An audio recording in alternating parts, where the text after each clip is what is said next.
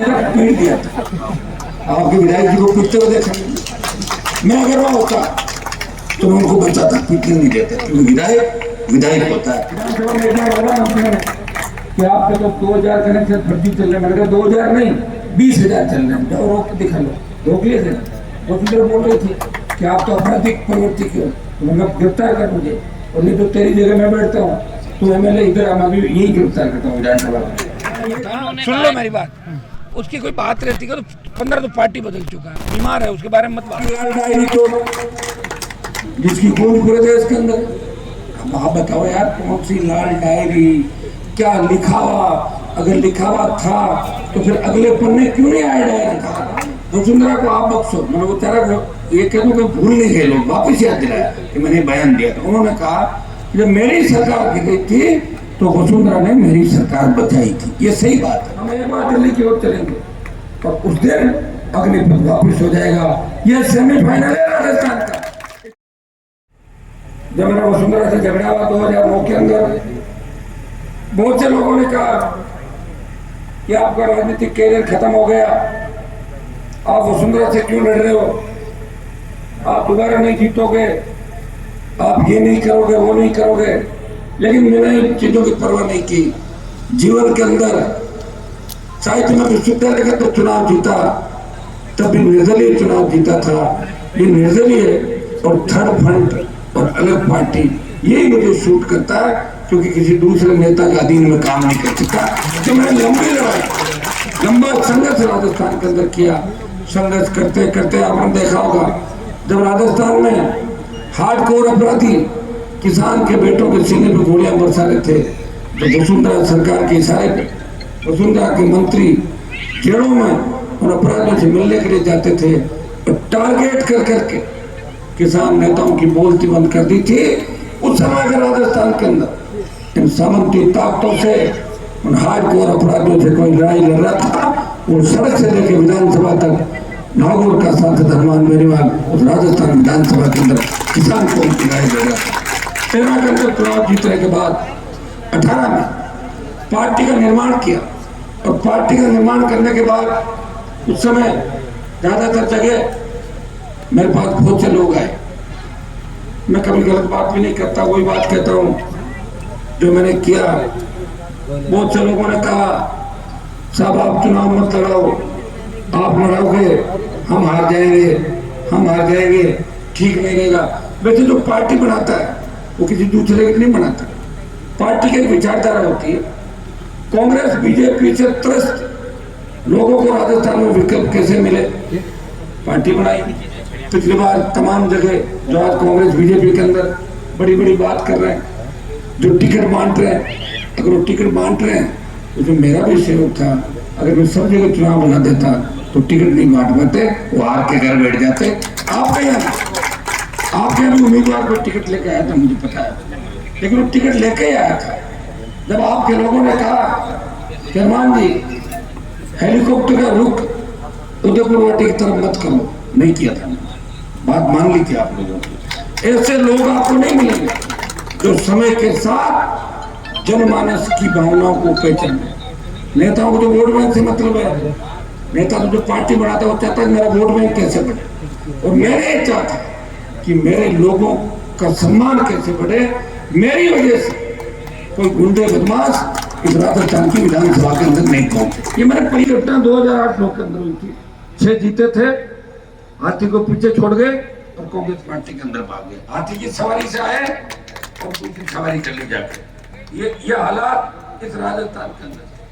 भाइयों आपने देखा होगा कि 25 सांसद राजस्थान से आते हैं। झुंझुनू का सांसद भी किसान का बेटा है, सीकर के बाबा जी भी किसान है, चूरू के भी किसान पुत्र है। देश में जब किसान तकलीफ में थे, इस बात को गौर से सुनना, किसान आंदोलन पंजाब के किसानों ने शुरुआत करी थी। पंजाब राज्य के अंदर जब अग्निवीर आया, अग्निपथ योजना लागू हुई, शेखावटी के सबसे ज्यादा जवान सेना के अंदर जाते। मेरे घर के सामने नागौर के अंदर स्टेडियम है, बच्चे हमारे भी बहुत ज्यादा आर्मी के अंदर जाते हैं। आपने कारगिल की शहादत देखी होगी, शेखावाटी मारवाड़ के अंदर बराबर लोगों ने सादत दी थी, चाहे नागौर है, बीकानेर है, जोधपुर है, बाड़मेर है, सीकर, झुंझुनू, भरतपुर, इन चूरू, इन्होंने सबसे बड़ी सादत शेखावाटी की पहली जो कारगिल की पहली सादत थी, उसमें आपके और हमारे बच्चे थे जिन्होंने पहली कारगिल की सादत दी थी। बच्चे जब अग्निपथ आया, बच्चों ने कहा भाई साहब कोई नहीं सुनेगा। मैंने कहा मैं लड़ाई लड़ूंगा चाहे कितनी लड़नी पड़े। पहले ही दिन झंडे के साथ अगर कोई पार्टी अग्निपथ का विरोध करने के लिए देश में आ गई, वो राष्ट्रीय लोकतांत्रिक पार्टी थी जिसने लोकसभा के अंदर 1 दर्जन बार से ज्यादा अग्निपथ का विरोध किया। ऑल पार्टी मीटिंग के अंदर प्रधानमंत्री को बार बार कहा ये अग्निपथ वापस लीजिए। रक्षा मंत्री तो इतने परेशान हो गए, पहले ही मेरे बोलने से पहले ही कहते थे दूसरी बात से शुरू करते हैं, वो तो हमारा ध्यान है आपका अग्निपथ। ये बार बार अगर इसका विरोध किया और 2 लाख जवानों की जोधपुर में रैली करती, ये संदेश दिया मोदी जी अग्निपथ वापस दे लो, ये किसान पुत्र है, आ रहे हैं दिल्ली की तरफ, तैयारी कर लो। तो पहले अग्निवीर 25% सेना में रखने की बात थी और 75% वापस भेजने की बात थी। डरी हुई मोदी सरकार ने 50% अग्निवीर को एडजस्ट करने की बात करी और अब 50 पे बात आई, 50 वापस जाएंगे। मैं विश्वास दिलाता हूँ लोकसभा चुनाव से पहले हम एक बार दिल्ली की ओर चलेंगे और उस दिन अग्निपथ वापस हो जाएगा। यह सेमीफाइनल है राजस्थान का। इस चुनाव के अंदर अगर आपने भारतीय जनता पार्टी और कांग्रेस को वोट नहीं डाला, आपने तीसरी ताकत खड़ी कर दी, आपने अपने भाई को आशीर्वाद दे दिया, तो निश्चित रूप से देश की राजनीति इस राजस्थान के शेखावाटी के इर्द गिर्द घूमेगी। इतना मुझे विश्वास आपको दिला। मुझे बहुत बड़ी पीड़ा होती है जब हम पार्लियामेंट के अंदर बैठते हैं, सांसद हर सांसद एक ही बात कहता है, आपस में बातें करते हैं, आपका बिजनेस क्या है, आपने जूते कितने रुपए के पहन रखे हैं, आपकी शर्ट कहाँ से लाए हैं, ये क्या है, अंगूठी कौन सी है।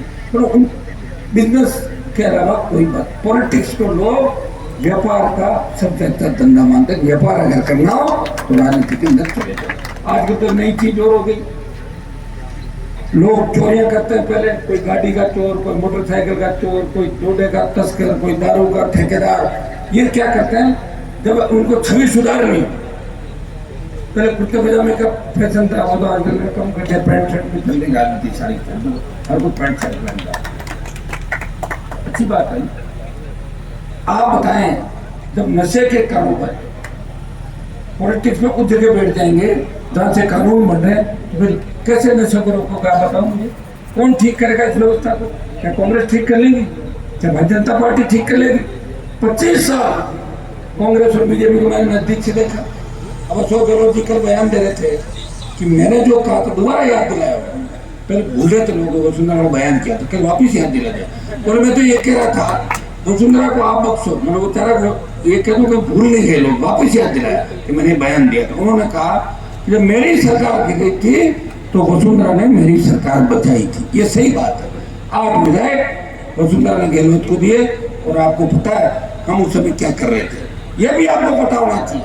जब 18 के अंदर 3 विधायक जीत के राष्ट्रीय लोकतांत्रिक पार्टी गई, मेरे पास सचिन पायलट आया, उन्होंने बोला हनुमान जी आप अगर मेरी मदद कर दो तो किसान का बेटा, गुर्जर समाज का बेटा राजस्थान का मुख्यमंत्री बन सकता है। मैंने कहा मुझे क्या करना पायलट साहब, मुझे भी तेजा जी की जय बोलते हैं, हम भी बोलते हैं, मैं कर दूंगा मदद। बोलो बड़े प्रेस कॉन्फ्रेंस करके इतना सा कह दो कि अगर पायलट को सीएम बनाते हैं तो आरएलपी के 3 विधायक कांग्रेस के साथ। मैं तुरंत ही कर दिया, भेजो प्रेस वालों को, मतलब रेडी बैठे हैं, गुजर में हमारे कोई अंतर नहीं।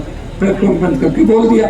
दोबारा जब सरकार कर रही थी तब भी आपको पता है कि मैं इस तरह नहीं था कि दिन में पायलट, शाम को गहलोत, रेट भाव कितना क्या दे रहे हो कर, ये धंधा लोग कर रहे थे राजस्थान के अंदर। अब आपकी लाल डायरी तो जिसकी गूंज पूरे देश के अंदर, अब आप बताओ यार कौन सी लाल डायरी, क्या लिखा हुआ? अगर लिखा हुआ था तो फिर अगले पन्ने क्यों नहीं आए डायरी के? बताओ मुझे। क्योंकि अगले पन्नों के अंदर पहले पन्नों में कांग्रेस और अगलों में भारतीय जनता पार्टी थी पूरी, गहलोत से मिलकर लेन देन कर रही थी। और जो लाल डायरी ले गए वो क्या कर रहे थे आप बताओ? वो भी यही काम कर रहे होंगे ना, तभी तो लाल डायरी उनके पास आई। हमारे पास नहीं है लाल डायरी। मैं आपको कहना चाहता हूँ कि आज ये उदयपुर वाटी के अंदर, नीम का थाना के अंदर इतना अच्छा माइनिंग का इलाका, अगर सरकार चाहे तो किसान माला माल हो सकता है। उनको पट्टे दे सरकार, खेतों में पट्टे दे। आज सोना चांदी तांबा तेल ये तो सरकार ले ले, लेकिन बजरी रेत चाइना क्ले जिप्सम सैंडस्टोन ये छोटा मोटा किसानों के लिए छोड़ दें। आपके यहाँ आप इतने डरते हो, मेरे वहां लोग डरते कम है। आप जो बिजली का बिल भरते हो सारे भरते हो, हमारे उधर कम भरते बिजली का बिल। और माइनिंग का तो बिल्कुल देर के सामने हो जाता है। माइनिंग तो हमारी खुद की सही बात। इलीगल माइनिंग वो होती है जो पड़ोसी के खेत से उठा के ले आओ। खुद के खेत में क्या इलीगल होगी बताओ मुझे? पेट भरने के लिए कुछ करना पड़ेगा कि नहीं करना पड़ेगा? तो खेत का पत्थर निकालने में जोर कहता था, किसी अधिकारी को बोलो या नेता को बोलो पत्थर खोद के दिखा दे के सामने। किसान अपने परिवार का पेट पालने, अगर वो अपने खेत में माइनिंग करके 1000-2000 रुपए कमा के अपने बच्चों को पढ़ा लेता है, वो इलीगल माइनिंग नहीं है। ये आपकी पैरोकारी इस देश की लोकसभा विधानसभा के अंदर किसान को जो लोग चोर कहते थे कि किसान बिजली की चोरी करता है, मैंने कहा चोरी किसान नहीं करता, चोरी अधिकारी करते हैं। किसान की पूरी बिजली माफ कर दो। तो 98-2000 के अंदर जब कंपनियां बनी थी राजस्थान के अंदर, 23 साल में कंपनियों का घाटा हो गया 150 लाख से ज्यादा करोड़ का घाटा। और पूरी किसान की बिजली माफ कर देते तो 70-80 लाख के अंदर ही आ जाती सारी। 7-8 हजार 10 हजार करोड़ का पूरा बिजली किसानों की माफ कर दो। पैसा कौन खाता है इसके अंदर? मंत्री, सरकार के लोग। बिजली की खरीद फरोख्त, रोज नए ठेके लेना, कोई रिकॉर्ड नहीं। ये बिजली के अंदर आपने देखा होगा रिकॉर्ड नहीं होता। जवानी जमा खर्च है, पोल ले जाओ, तार ले जाओ, कौन सा आ रहा है कौन सा जा रहा है, ट्रांसफार्मर की प्लेट बदली, कौन जांच करेगा? टाइम किसके पास है? तो सबसे ज्यादा किसानों को चोर कहने वाले लोगों को मैंने कहा कि चोर किसान नहीं है, किसान अन्नदाता है। अगर आवश्यकता पड़ गई, कनेक्शन नहीं हो रहा है और खुद में एडजस्टमेंट कर लिया तो कौन सा पाप हो गया बताओ मुझे? मेरा वो तो है ही नहीं कनेक्शन, ऐसे ही चलाते थे। विधानसभा में एक बार बोला मंत्री ने कि आपके तो 2000 कनेक्शन फर्जी चल रहे। मैंने कहा 2000 नहीं 20,000 चल रहे हैं, जाओ रोक के दिखा लो। रोक लिए थे, वो तो बोल रही थी कि आप तो आपराधिक प्रवृत्ति क्यों, तो मैंने गिरफ्तार कर मुझे, और नहीं तो तेरी जगह मैं बैठता हूँ तो एमएलए इधर हम अभी यही गिरफ्तार करता हूँ विधानसभा में। तो ये कहने के लिए बहुत खड़े जैसे मैंने देखा। मैं विधानसभा में पिता नहीं था, मेरा पीट दिया था। आपके विधायक जी को पीटते हुए देखा, मैं अगर वहां होता तो मैं उनको बचाता, पीटने नहीं देता, क्योंकि विधायक विधायक होता है। और जब साथी को कोई पीटा तो साथी को आगे बीजेपी के लोगों ने चढ़ा दिया कि आप तो जाओ, और गए और बीजेपी बाहर चले गए। कोई बढ़िया काम होगा जूता पड़ गया। तो कितनी बड़ी पॉलिटिक्स नहीं समझने वाले नहीं समझते, समझने वाले समझ जाते हैं। लेकिन हमें एक चीज का ध्यान रखना चाहिए कि काजल की कोठरी के अंदर रहकर अगर कोई दाग किसी के नहीं लगा, मैं भी ये आप देखिए ईडी आ रही है आपके शेखावाटी के अंदर, टीडी शायद नहीं पहुंची थी, आई थी टीडी कम आई तो ईडी आ गई वहां पे। लक्ष्मणगढ़ सीकर पूरा नाप तोप कर लेते, नागौर के अंदर घुस गई। आसपास के कांग्रेस के नेताओं के जो पार्टनर साथी थे, ईडी सीबीआई चुनाव के टाइम, अब जो चुनाव नजदीक आएंगे एसीबी सीआईडी सीबी केस मुकदमे डराने की कोशिश करेंगे। मैं तो रोज सरकार ऐसी पीछे पड़ी कि 1-2 मुकदमे रोज दर्ज कर लेते, ज्यादा चलते 1-2 पीछे पता लगता रात को कि 1 मुकदमा दर्ज होगा। होना तो भाई जो भी होना है, जब जीवन ही समर्पित कर दिया। आपके लिए लड़ते हुए एक बार सजा भी हो गई थी, आपने देखा होगा, फिर ईश्वर के बाद बरी हो गए। अब अगर हम लड़ेंगे नहीं, आपके लिए सड़कों पर नहीं बैठेंगे, तो कैसे आपको न्याय दिलाएंगे बताओ मुझे? फिर तो लोकतंत्र बचेगा ही नहीं।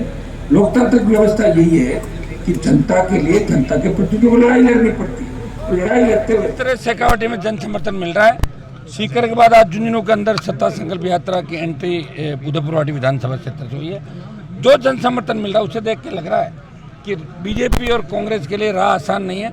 राष्ट्रीय लोकतांत्रिक पार्टी मजबूत विकल्प के रूप में राजस्थान के अंदर उभर के सामने आ गई और सबसे बड़े दल के रूप में भी आरएलपी पार्टी आ सकती है। ये बदलाव चाहता है जवान किसान, सर्व समाज चाहता है कि राजस्थान के अंदर नारी अबला की चीख पुकार बंद हो, कर्ज मुक्त किसान, फ्री बिजली, टोल मुक्त राजस्थान, बेरोजगारी भत्ता, रोजगार और सशक्त लोकायुक्त, ये आज की आवश्यकता राजस्थान। सर अभी रिशपाल मिर्जा का एक बयान आया, उन्होंने अरे वो तो चले हुए कारतूस से छोड़ो उनकी, वो क्या जानता है, वो तो फंसाने में था। सुनो, वो तो मुझे फंसाने में था। सुन लो मेरी बात, उसकी कोई बात रहती है तो 15 तो पार्टी बदल चुका है, बीमार है, उसके बारे में मत बात। क्या कोई जब पिछली बार और उसका बेटा मेरे एमएलए बनाने के बेटे को बना दिया था, इतना ही है उसका। ज्योति को भी मैं ही लाया था 9 के अंदर लाके उनकी आदत है सर, जो खिलाता है उसके सामने हो जाता है। सत्ता संकल्प यात्रा उद्देश्य सत्ता संकल्प यात्रा उद्देश्य आपको अभी तक पता नहीं लगा क्या? सत्ता संकल्प यात्रा का उद्देश्य है कि पत्रकारों पर भी जो लाठीचार्ज हो रहा है वो भी नहीं हो, ये भी उद्देश्य शामिल है। आप कोई पुलिस एसपी बार भगा देता ना, वो भी नहीं हो। आम आदमी जो पिट रहा है, नेता पिट रहे हैं, पत्र सारा ही 100% सब जगह उतारेंगे। राजस्थान में सभी